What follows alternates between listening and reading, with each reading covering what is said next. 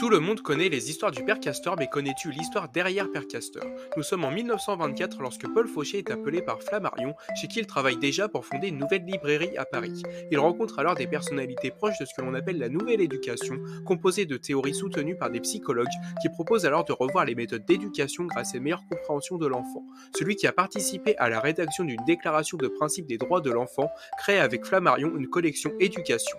Il rencontre alors un instituteur qui applique une certaine pédagogie avec sa classe pour que les enfants puissent apprendre en s'amusant. Il hésite alors entre le fait de rester dans l'édition ou devenir éducateur, puis il a l'idée de concilier les deux. Il souhaite alors créer des livres à bas prix afin qu'ils soient accessibles à tous et qui apportent les outils aux enfants pour pouvoir se construire, d'où l'image du castor.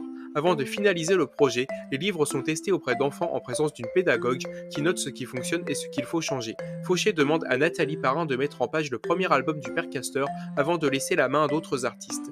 Parmi la collection, on retrouve des histoires ayant marqué beaucoup d'enfants, telles que Roule Galette, Poule Rousse ou encore Mishka. Finalement, le Père Castor et ses histoires ont réussi à traverser les époques.